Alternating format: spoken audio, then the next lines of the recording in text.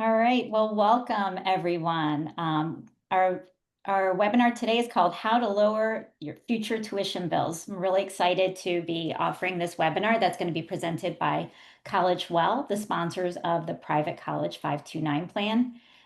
They will be describing their very unique plan, explaining more about it and how it works and how you can take advantage of it. Before we get started, just a couple of admin notes for you. So first of all, this webinar is being recorded. That we often get that question. So know that we will be sending out a link after the webinar with to that recording as soon as it's available. So if you missed anything, don't worry. If you missed notes, if you heard something that was interesting and you can't remember, you will get a link to watch that later. In that same email, we will be sending out a very short survey. So we'd love for you to take just a moment, let us know what you thought. Your feedback is so important to let us know what's valuable and helpful for you as our audience. Finally, Joanne and Jonathan, who are going to be presenting today, will be answering questions. They'll be leaving time for Q&A at the end and may also take some questions along the way. So please be sure to use that Q&A box down at the bottom, enter your questions throughout the webinar, and they will get to those. Without further ado, my name is, by the way, Martha Kordiak-Mert with Saving for College, and I'm now going to turn it over to Joanne Dashiell at College Well. Excellent. Thank you so much. So my name is Joanne Dashiell with College Well and Private College 529 plan, and I'm joined by my colleague, Jonathan Sparling. Today, we're going to cover how Private College 529 plan got started over 20 years ago now. And then we're going to jump into more plan details. I'll hand it over to Jonathan to cover more specifics of Private College 529 plan. He'll also share some savings scenarios and examples for us. And then we'll dive back into the plan benefits, which we'll introduce throughout the session as we go, and then jump into some frequently asked questions. And of course, as Martha said, please don't hesitate. Feel free to, if you would like to, enter questions right into the chat or that Q&A field. We can be monitoring that as the presentation continues, and certainly we'll leave plenty of time for questions at the end of the session. So to get started, a group of private colleges actually got together in 1998 and created Tuition Plan Consortium as a way to address college affordability. And they set out under three guiding principles. The first, to encourage families to save for college, but also very important to help make costs more manageable for families. And they also wanted to establish and create a plan that was that families could use at a wide range of institutions across the country. So there would be a lot of flexibility in how they could use their college savings. 5 short years later, Private College 529 plan was introduced, initially under Independent 529, if that's familiar to anybody.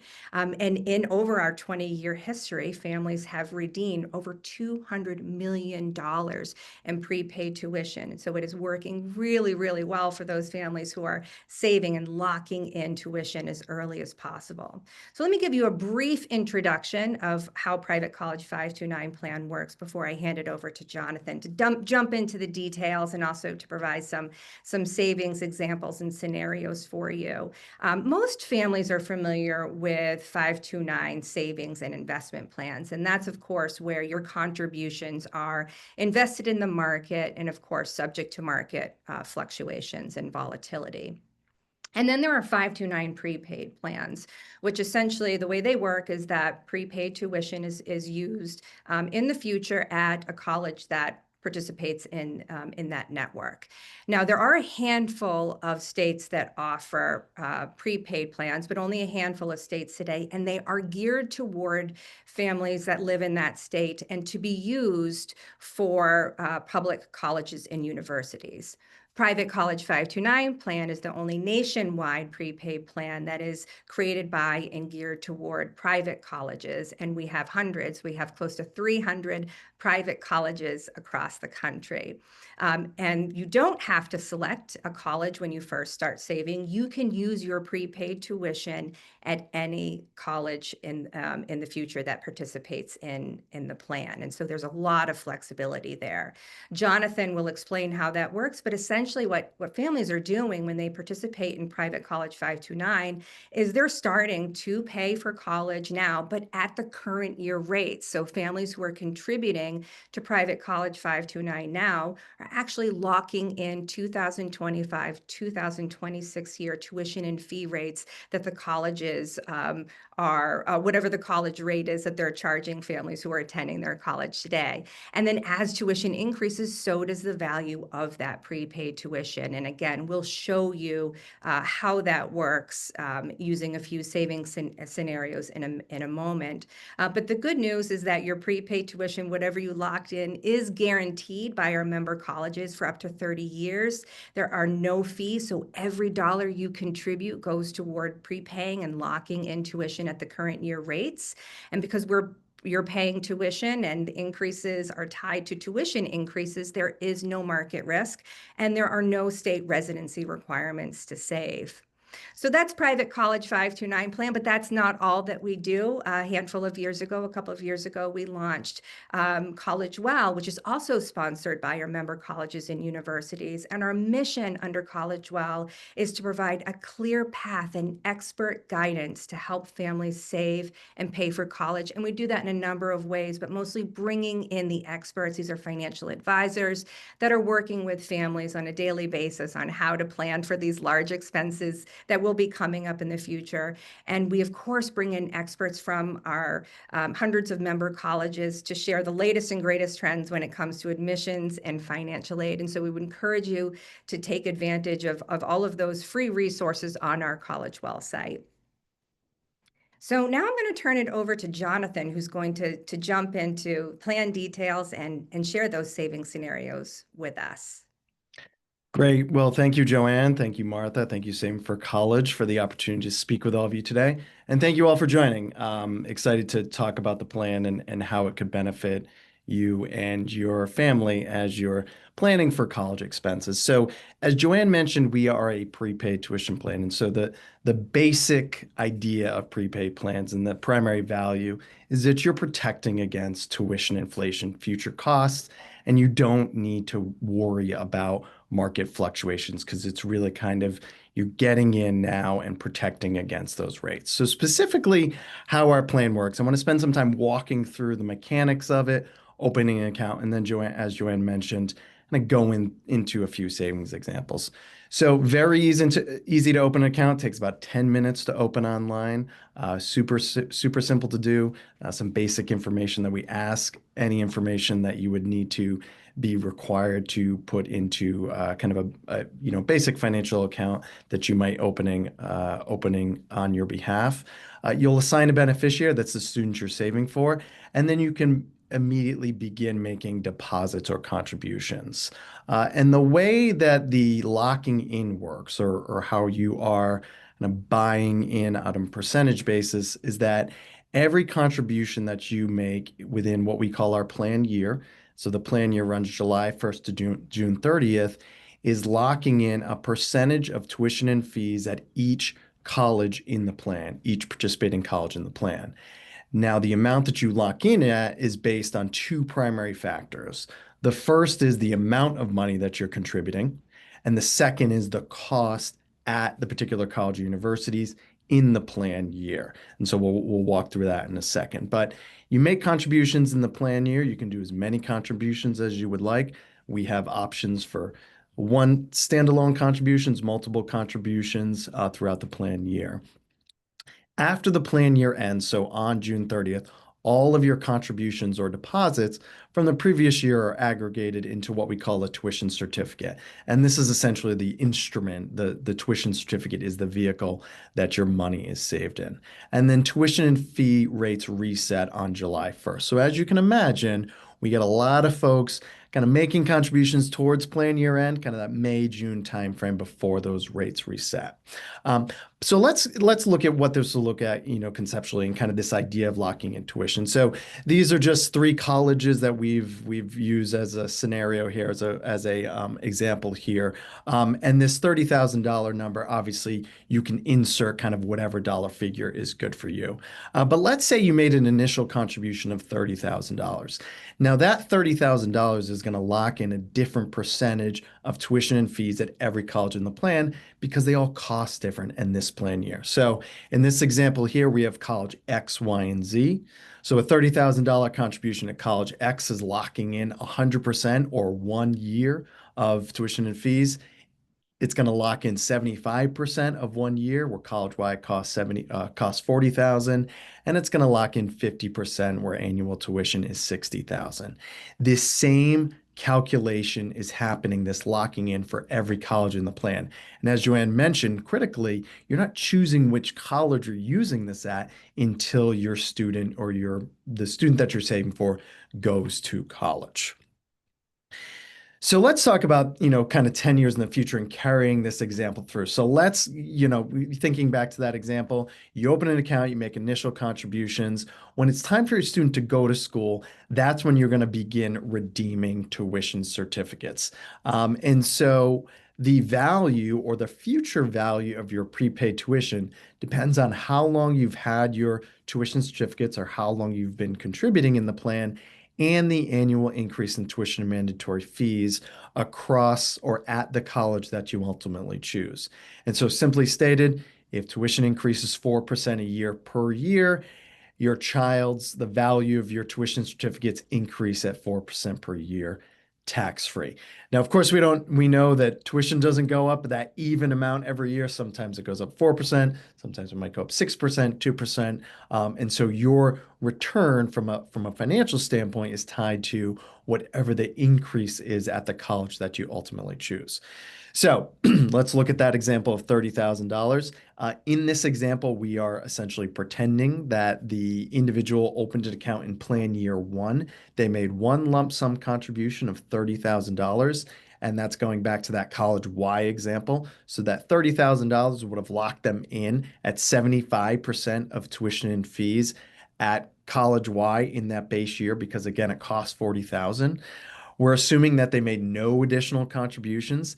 It's now 10 years later, and tuition at College Y has grown 4% a year. When it's time to use or the redeemable value in the future for this family, tuition and fees at the year that they enroll in the college is now up to $59,210. But because they locked in 75% of 1 year, they still own 75% of 1 year of tuition in the year that they are enrolling. So this is equivalent to $44,407, or for the family, for you, just over $14,400 on tax-free saving with tuition. So again, it's that protection against tuition inflation, and the value of your account increases as tuition goes up. Now, this is an example of saving in the plan over 1 year. So let's look at saving in the plan over multiple years, because this is certainly the behavior that we see with a lot of our families. And again, one of the nice benefits of this plan is that you're not choosing, you are choosing how much you want to contribute every year. And so again, this is something that works into your budget, your college saving budget. If you have a little more cash flow in 1 year, you might contribute more in a certain year. Same 529 rules in terms of front loading contributions.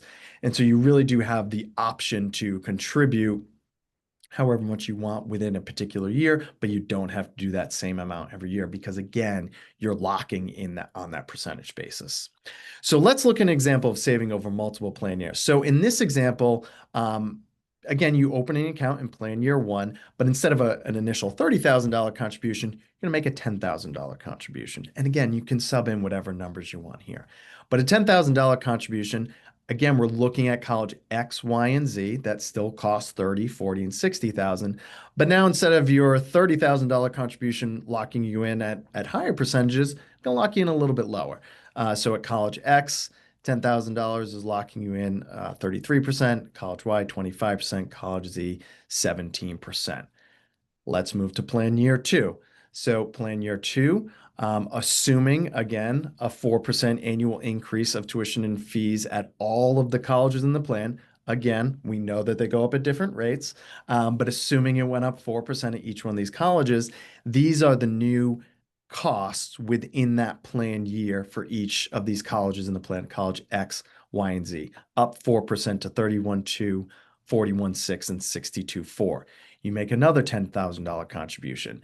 Now, because college because the colleges cost a little bit more, you're locking in a smaller percentage at each one of these schools, 16, 24, and 32 respectively. So for a total locking in of 33, 49, and 65%. You can see where I'm going with this. Now we move to plan year 3. You make another $10,000 contribution. We assume another 4% annual increase of tuition and fees. And so those are the new rates at each one of the colleges that we're looking at. Your $10,000 contribution is going to lock in slightly less again in the third plan year because they all cost more. But in total, you can see how much you own or how much you've locked in at each one of these colleges. So now we fast forward to 10 years later, or 10 years after your first plan year contribution. For this example, we're assuming that folks stop making contributions after 3 plan years, and tuition and mandatory fees continue to increase 4% per year. Your child now enrolls at College Y 10 years, again, from that first year of contribution. So College Y now costs $59,210, much like it did in that first example. You made $30,000 in total contributions, just like the first one, but because it was spread out over multiple plan years, you've locked in 72% of 1 year at College Y versus 75% in that first example. So that is that redeemable value of your prepaid tuition is now 42,631, or 72% of that 59,210 in the future. So again, still a significant amount of savings when it comes to what you're seeing and the growth and that protection against tuition inflation. A few things to note on this slide before we go into looking a little bit behind the scenes. There is a 36-month hold when it comes to making contributions. And so essentially what that means is that when you make a contribution, the quickest that you can redeem that contribution would be 36 months from that first contribution within a plan year. We'll talk about that a little more in a second. The next thing is, for just so all of you aware, this is saving for or protecting against locking in current tuition and mandatory fees only. So that's one of the reasons this plan works really well in conjunction with a traditional 529 plan. But let's look a little bit, under the hood and from a family standpoint, because you're probably thinking to yourself, well, if I make multiple contributions over multiple plan years and there's these different percentages, and how am I tracking this? We're doing all of that for you. That's something obviously that's very easy for you to see as an account owner, and something that's going to be presented to you and in your online account. And so this is just a little bit, under the hood, if you will, of what it looks like in your private College 529 account. So up top, you can see your basic plan details, basic demographic information, all of the stuff that you would expect to see. That accessor account owner information, that's something that you can set up upon enrollment, and you can also set up later. And then right below it, you're going to be presented with your account summary. And this is where you're going to be able to see how much you've made in terms of contributions within each plan year. So, I'll just go through the columns really quickly, but that first column, program year, that's synonymous with plan year. And again, our plan year or program year runs July 1st to June 30th of every year. The next 2 columns, gross and net contributions, those are always going to be the same. The reason being is there's no direct fees to you. And so if you make $5,000 in contributions, you're buying, or that is buying, locking in $5,000 of prepaid tuition. So there's no direct fees to you. And then that last column there is showing that certificate eligibility date. And so here's a little bit more about how that works. So you can see for this individual in program year 2018-2019, or plan year 2018-2019, they made 6,500 in total contributions. Again, that's 6,500 gross and net. And again, this could have been one time or could have been spread out throughout the entire plan year. If I look to that certificate eligibility date, I can very quickly tell, based on July 2nd, 2021, that their first contribution in that plan year must have been July 2nd, 2018. And so essentially how it works is that the clock starts based on the first contribution within the plan year. And so, excuse me.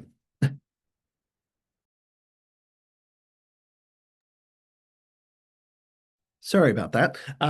So that's essentially how the clock starts, is that It's based on the first contribution within the plan year, and then all subsequent contributions backdate to that first contribution date. That really only becomes important as you're starting to think about going to college and kind of making withdrawals in the future. And we'll talk a little bit more about what that means for late stage savers.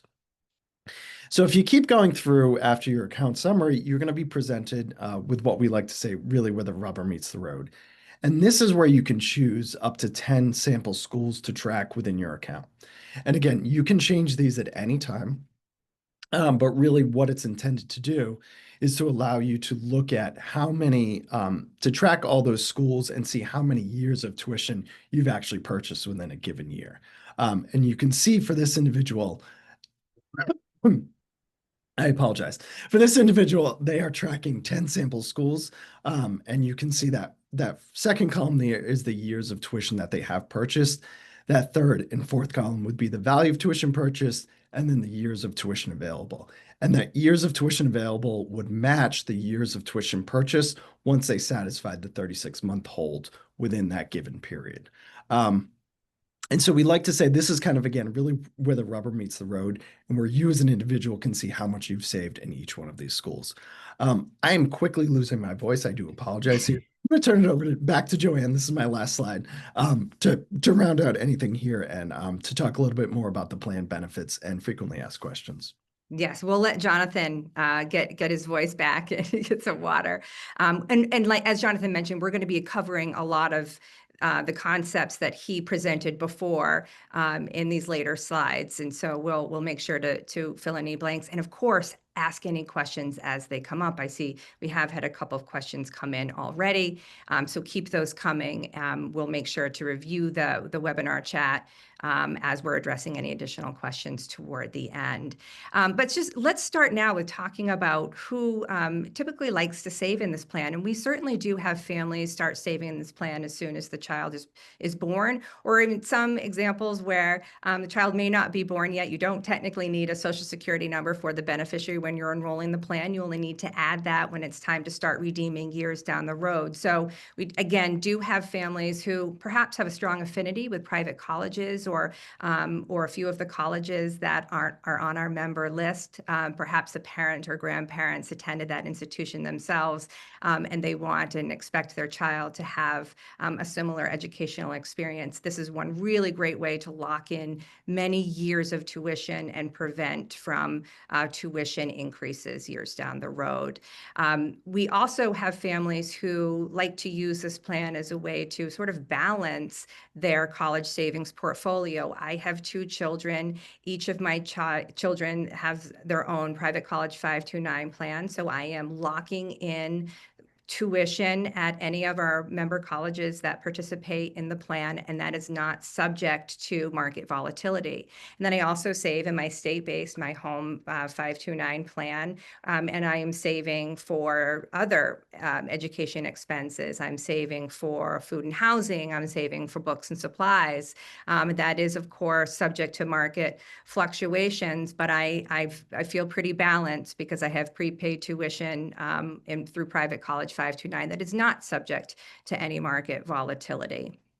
We had a question come in earlier that, you know, if I haven't started saving yet, is it too late? And the good news is that it is not too late. We do see many families who wait a little bit longer until, let's say, middle school or even high school to have a better sense of what the student's educational path might look like, that college path might look like. And so, you know, maybe they're saving in a traditional 529 savings or investment plan, and they want to, as that educational path starts to become a little bit more clear, perhaps they'll roll funds over from that plan to private college 529 to start locking in tuition and again, protect from market volatility. And even families who haven't started saving anywhere can take advantage of this. And we'll show an example of what that looks like on the next screen. But you can establish an account in the student's senior year of high school and save and protect from tuition increases. You could and use that in the senior year of college.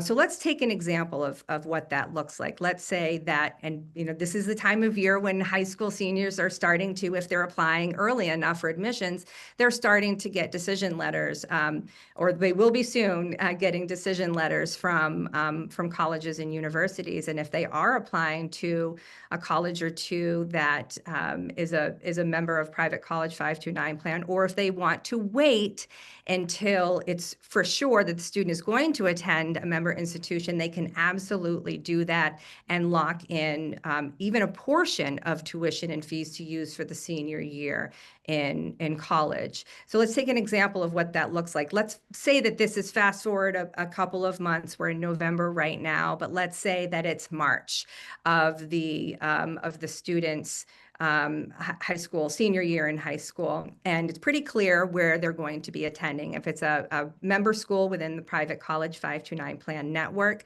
they could lock in, as I said, even just a portion of tuition. So in this example, that sample institution, tuition and fees are $50,000 a year. And that would be the current 2025, 2026 year rate. And then let's say that there was a generous financial aid package that was offered. And so family doesn't need to lock in a full year of tuition at that institution. So instead, they decide to lock in just their gap and prevent that from tuition increases. Because even while a student is in school, tuition does tend to continue to increase. It might be 4%, it might be 3%, it might be 7%, it could be 5%. Every year is going to be a little bit different.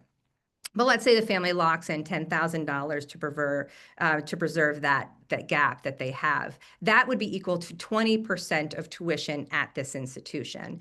And 3 years down the road, as tuition continues to increase at that institution, they still own 20%.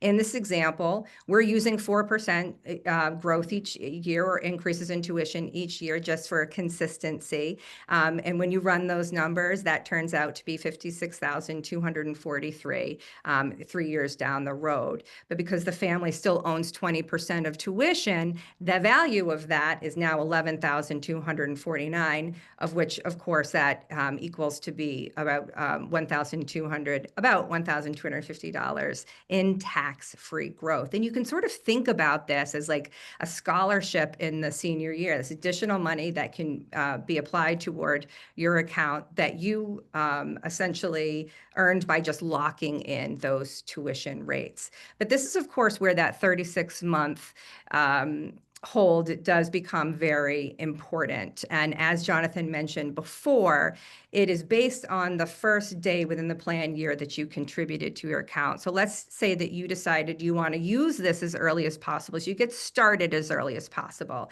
and you contribute to your account on December 1st of 2025. You can continue making contributions to your account after that date, and December 1st of 2025 would essentially kickstart that 36-month clock. That means that you could begin redeeming your prepaid tuition as early as December 1st, 2028. So the earlier you start saving, the earlier you will have access to your prepaid tuition and fees and start redeeming that at a member college or university. As I mentioned before, we have gone over our plan benefits in a number of different ways, but we just want to make sure that those are very clear to everybody that's on the call today. One of the differences between Private College 529 and any other 529 plan is that it is run by and managed by a consortium of colleges and universities, as opposed to being managed by a state or a state entity. And the member colleges that participate in our plan guarantee your prepaid tuition no matter what happens to tuition increases and no matter what happens to the financial markets for up to 30 years. You do not have to select an institution or know where your child is going to go to college. They can attend and take their prepaid tuition at any of our nearly 300 colleges and universities that participate. And there's such a wide selection of colleges and universities. We have a list that we'll be showing you at the end of the presentation, but we just don't have enough space to highlight all of our excellent institutions. So we would encourage you to visit our website, privatecollege529.com, for a full list of institutions. You can even sort by size, location, by tuition and fees. You can sort by academic selectivity and even the programs and majors that they currently offer. There are no fees with Private College 529. So every dollar that you contribute to your account is purchasing tuition and fees at the current year rates. And then, of course, whatever percentage you lock in is guaranteed by those institutions for up to 30 years in the future.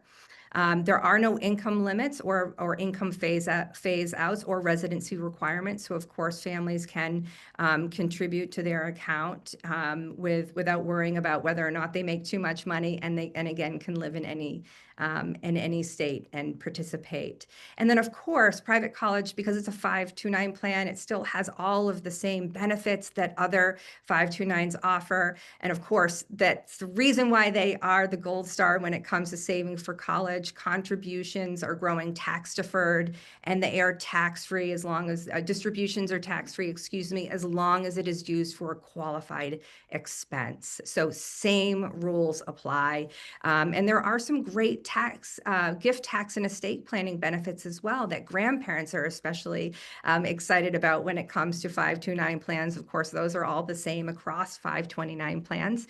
But especially grandparents like the idea of what we hear. They like the idea of locking in tuition and not having to worry about market volatility. They want to know that the gift that they're giving their grandchild will be there when it comes time to use it.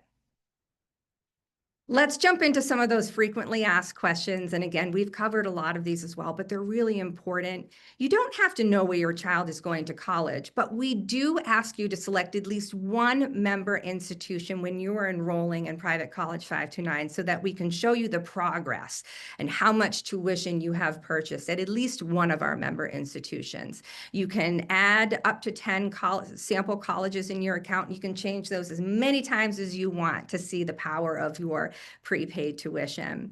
And also, given some of the examples that we provided before, it's very important that you know that you do not have to lock in a full year of tuition. Every dollar that you contribute is locking at least, in some cases a small percentage, but a percentage of tuition.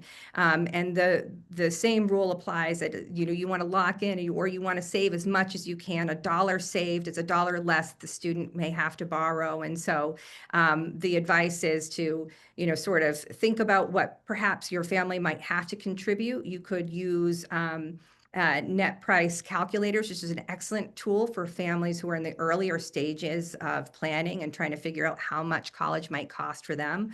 Those calculators are really helpful, not only in selecting colleges to apply to, but even the earlier years, figuring out how much to save. And the good news is that most families do not need to save for the full cost of college because of very generous grant and scholarship opportunities that are available. And those calculators can help you figure out how much to start saving earlier on. That's, of course, and also a really helpful time when a financial advisor might be able to provide some advice for you as well in terms of how that works with your larger financial picture. So use those resources if you have them at your fingertips. This is a question that we get quite often. What happens if a new college joins the plan or drops out? And there are really great benefits for our families here. When a new college joins the plan, and we're always looking for new colleges to join the plan, we collect their tuition and fees going back to when the plan was launched in 2003. So if you contributed to your account at any time during that portion, whatever the tuition and fees were at that institution during that year, you would still be locking in tuition. So wonderful benefit for families who have been saving in the plan and who continue to do so.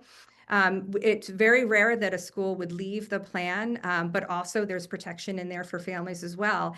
Any tuition certificates that were purchased while the school was a participating member, a sponsoring member of Private College 529, they are still required to honor that prepaid tuition, and again, for up to 30 years. We've covered this one a couple of times, but it's really important for planning purposes. Your tuition certificates do need to be held for 36 months before they can be redeemed at a member institution. And that date is based on the first contribution date within the plan year. So any subsequent contributions in that same plan year would all roll back to that first contribution date as the eligibility redemption eligibility date for that petition, for that year's tuition certificate. And then this is a really important question that we get. And so we wanted to leave on this one. What happens if my beneficiary does not attend a member college? And all of the same 529 rules apply here as well. And so I shared my example of my two children earlier. If my oldest doesn't attend a private college 529 member institution, I will roll those over to or change the beneficiary. So those would then be in my daughter's name. And then if she doesn't attend a private college 529 member institution, then I can take a full refund of whatever I've contributed. Plus I also get potentially a little growth on top of that, plus up to 2% compounded annually. I can take that to any college or university in the country. And as long as it is used for a qualified expense under the 529 rules, there are no taxes or penalties on the earnings portion of that distribution. So very similar rules as 529 plans and how it can be used. It's just the refund formula is different than if you were to take it to a member institution that participates in the plan. So we have just highlighted, unfortunately, as I mentioned before, we don't have space to highlight all of our excellent institutions, but here are a few of our most popular institutions. But again, I would encourage you to view the search tool on our site so you can sort, as I mentioned, by size of the institution, by location, by academic selectivity. So it's essentially based on their admission rates, also based on the programs and majors that they offer. So we encourage families to play around with that tool to see all of the great institutions that participate in the plan. As you can see, we do have some very selective institutions on our list, but we have a large number of institutions that select at least 50% of their applicants. We have large research institutions, small liberal arts colleges, really everywhere in between. There is something, or there is an institution that will be a good fit for your child on this list.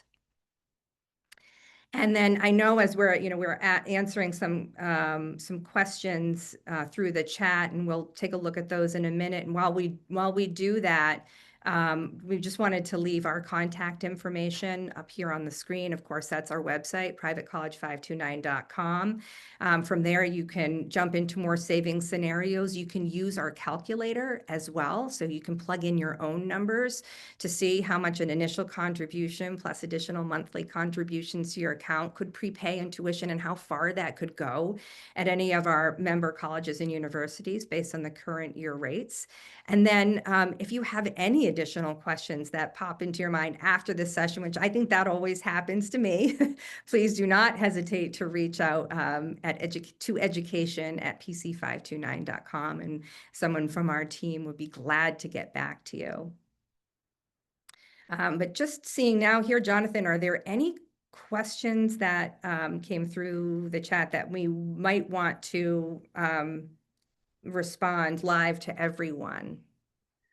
Yeah, so a few came in. So one of them that's coming from a few folks is if I'm saving in the plan and I have to report the value on the FAFSA or the CSS profile, what do I report? And so, the good news is right in your private college 529 account you'll be able to see what we calculate as the FAFSA value. Because again, your value is going to be different because you lock in different rates at every school, and so your real value is going to be different. But we calculate that FAFSA value for you. And so that is what you would put or you'd report on those forms. And that is essentially your contributions over time with that refund formula built in, that up to plus 2% that Joanne talked about earlier.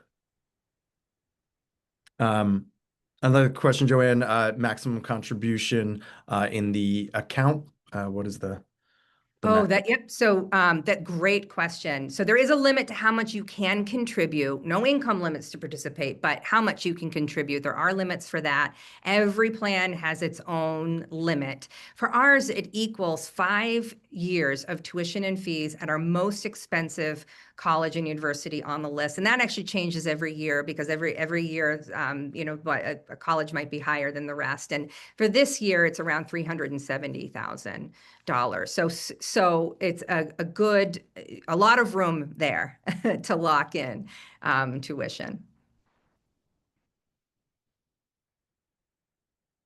Another question that came in, if there's money left over after my beneficiary graduates, can I direct a leftover amount to a new beneficiary? Yep. So you can change the beneficiary at any time as joint, same 529 rules. And then while a reimbursement will have up to 2% annual earning, what are the penalties for not using those amounts for educational purposes?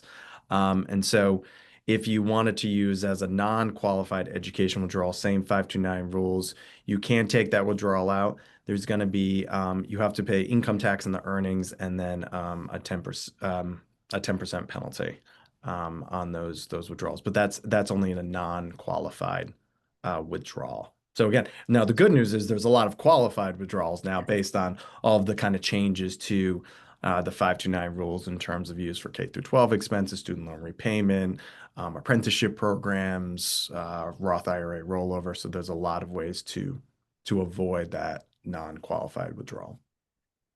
And they seem to continue expanding. People Yeah. want flexibility with their savings, and that's the reason why they're making those changes. So that's always exciting to see.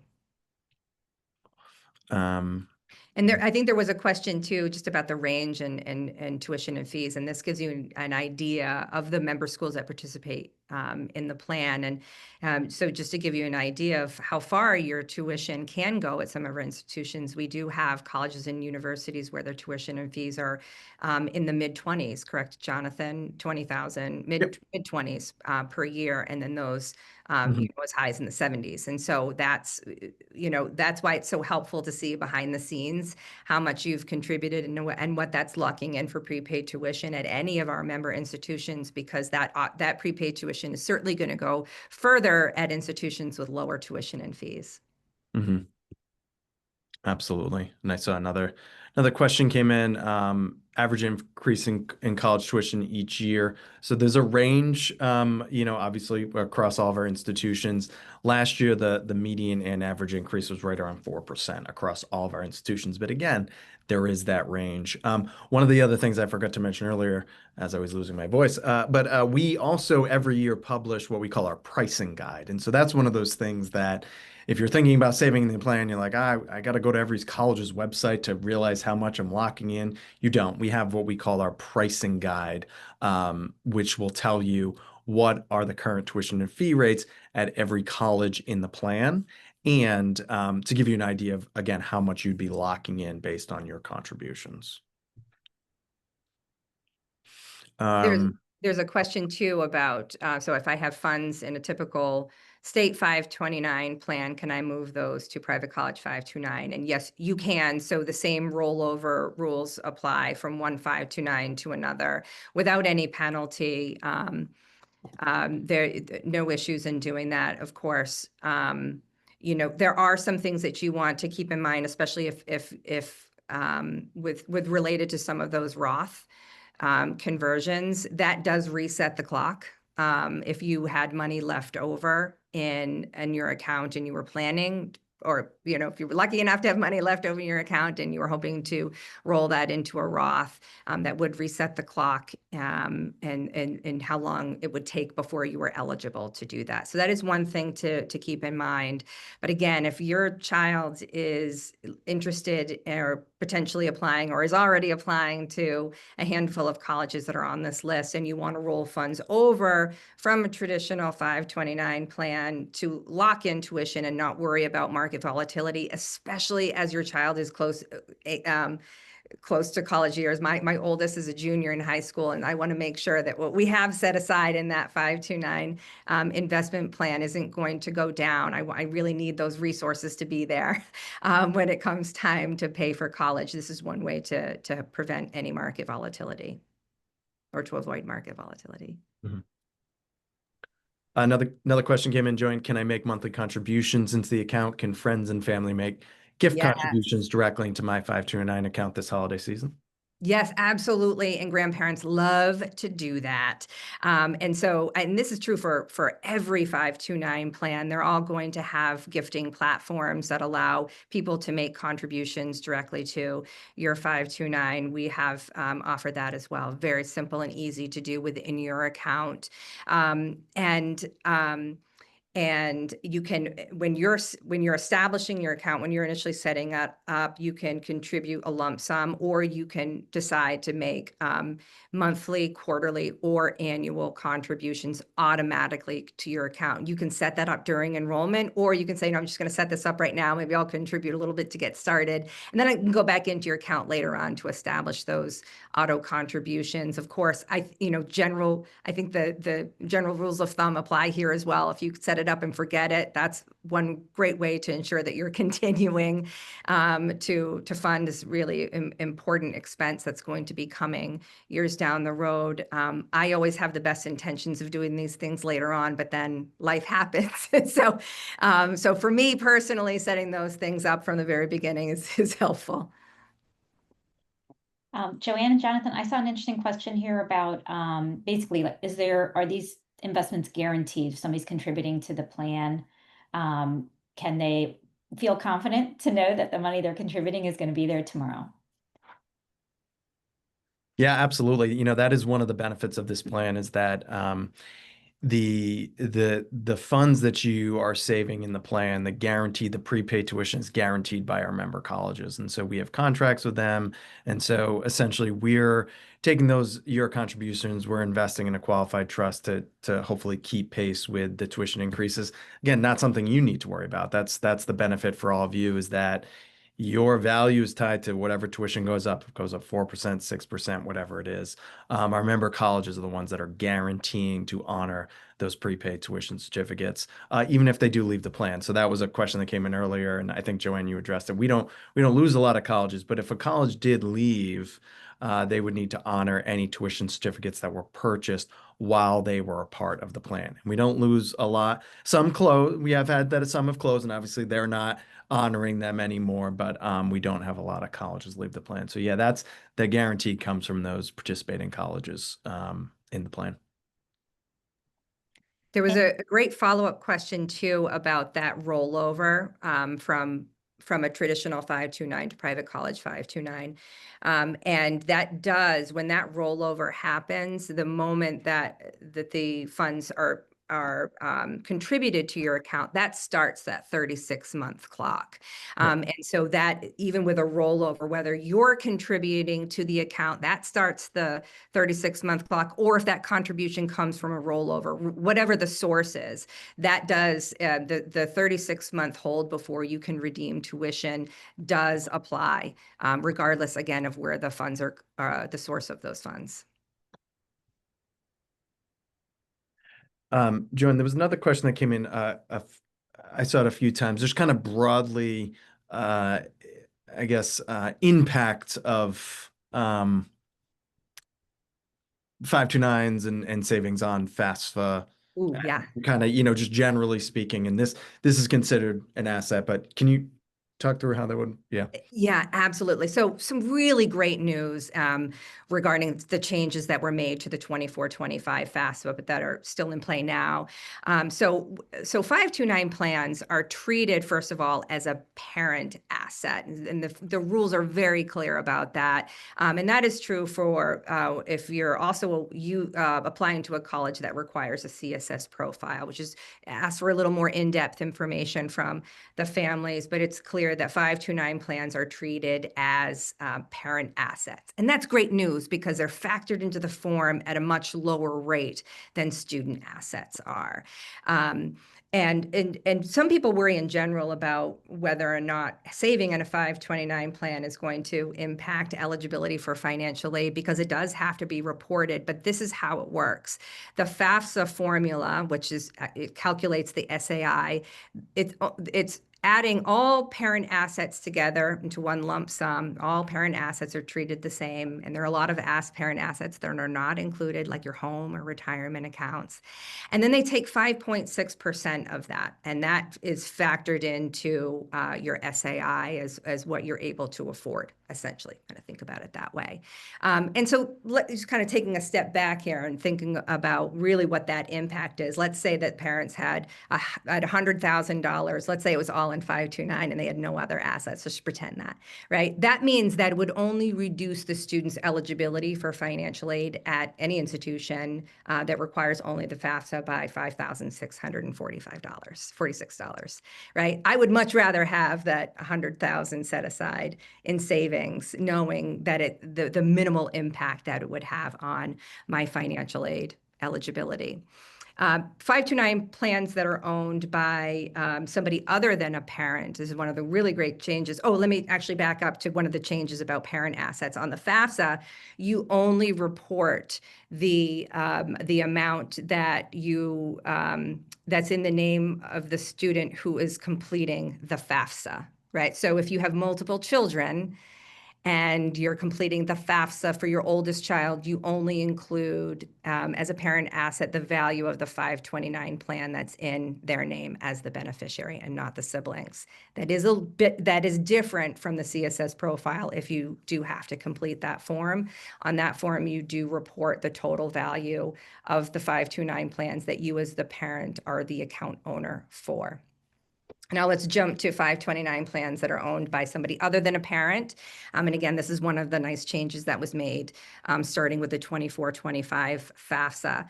529 plans that are owned by like a grandparent, aunt, uncle, or a really wealthy family friend, we would all love to have those, are not reported as an asset on the FAFSA, and nor are distributions factored into the formula when those start happening. It's a really nice change that happened a couple of years ago. If you do have to complete the CSS profile, again, the amount in the account that would be owned by somebody other than a parent isn't listed as an asset. But if you know how much the student is going to receive in a distribution for those from any of those accounts for the upcoming year, it is reported on a separate question on the CSS profile, not on the FAFSA. Another question that came in, I just want to make sure, because this is a critical part of the plan, just to reiterate for everyone. So do college tuition inflation rates differ among different schools? So the answer is yes. Some are going up 2%, 4%, 6%. How is the inflation rate calculated for the plan? So again, unlike some other prepaid plans or other plans where you might be saving at an index or it's an average, your tuition increase or the value of your account is tied to the actual tuition increase because you're locking in on that percentage basis. That's how it's different for every school. And so again, it's really tied to whatever school you ultimately choose, which is why from a modeling perspective, it's good that you can track up to those 10 institutions, which you can change out at any time. And Joanne mentioned this as well. We've got a really great calculator on the site, which again is going to assume a 4% tuition increase, but it's going to show you based on current rates, because we do list the current tuition and fee rates at every school in the plan, how much tuition you could lock in with a lump sum contribution and then actually making monthly contributions over several years. And so I encourage you to check out that calculator. But again, it's not indexed. It's tracking the actual increase at every school. We're doing that calculation, and that is something that you can see right within your account profile when you track those 10 sample schools.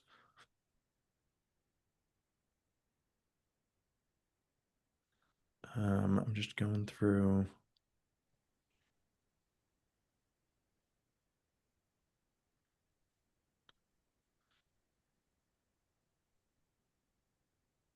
Few more questions. I'm kind of enjoying, and so if you want to go, I'm also Well, I going think through. we I'm have. going through both. And thank you for all the questions. I'm kind of going back and forth through both here. I think I,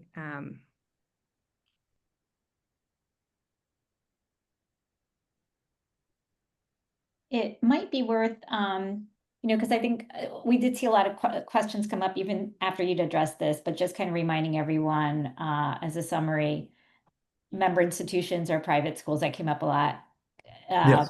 PC 529 covers tuition only, that's right. some of those things. So maybe you just kind of summarize a few of those things for everyone would be helpful. Yeah, so private college 529 will cover tuition and mandatory fees at member institutions. And so that's the rate that we're collecting from colleges, our member colleges each year. And that's where the growth is tied to. But again, we do have families saving in both types of 529 plans, right? Like you could lock in tuition and fees with private college 529, and then also save in a traditional 529 plan to save for all of those other qualified expenses. And then you're benefiting from locked in tuition without market fluctuations. But then you're also benefiting from being invested in the market, which is especially helpful for younger children who have years to allow for any fluctuations to happen, but also, benefit from some tremendous growth. So they work really well side by side. And then I'll just address, there was a question about the network of colleges, and I think we mentioned this earlier, but again, you're saving, you're locking in at any participating colleges in the plan that are part of the plan now, and then any that may join in the future as well. So one of the things that we do, and we're collecting those tuition and fee rates back to when the plan first started for any colleges when they come into the plan. And so if you start saving today and we add new colleges 2 years from now, you would have been locked in on a percentage basis to that new college based on when you contributed to the plan. And had a question about any new school. At a Georgetown University in 2020, more recently, we welcomed in Wentworth Institute of Technology, University of Denver, and just recently, University of Indianapolis. So we're always looking to grow the network as well. And so, certainly that's something that we're always looking to do. And that is another benefit of the plan, that it's not just the colleges today, but any colleges that may join in the future. And there was similar to that, there was a question that what if your child goes to a different school in the network than what you selected when you first enrolled? And what the college that you're selecting when you're initially enrolling is just for sample purposes. That's not tied to anything. You essentially in this plan, you own a percentage of tuition at each of these institutions based on when you contributed, and you can take it to any institution that is on the list. There is a follow-up question about what happens with public universities. And so if if your child ends up going to a public college or a non-participating private institution, you would take a refund from the plan. The refund value would be what you contributed plus up to 2% compounded annually from when you contributed. And you can take those funds to any of those institutions without any penalty, without any tax penalty, or there's on the earnings portion only. That's how 529 works. It works. If it's not used for a qualified education expense, it's not, the whole amount isn't treated as income when you take that distribution. It's only the earnings portion. And there's also potentially a 10% penalty, but again, only on that earnings portion if it is not used for qualified expense. But sending it to a public college or university for tuition and fees, food and housing, books and supplies, those are all considered qualified expenses. And as Jonathan mentioned, those do continue to expand as they have within the last few years, which is always really exciting to see. Any final thoughts? You guys have really provided so much wonderful information today, and hopefully all of our attendees feel more well informed about other options for saving today. I'll just say that regardless of where you are in your savings journey, it is not too late to save. So whether you have a newborn or you have a senior in high school, as we've shown with some examples, there is still an opportunity to save on the cost of college. And so whatever you can do to save, even starting now, will benefit you and potentially reduce the amount the student may have to borrow. Again, I would just add to, if you have any additional questions, feel free to reach out to us directly.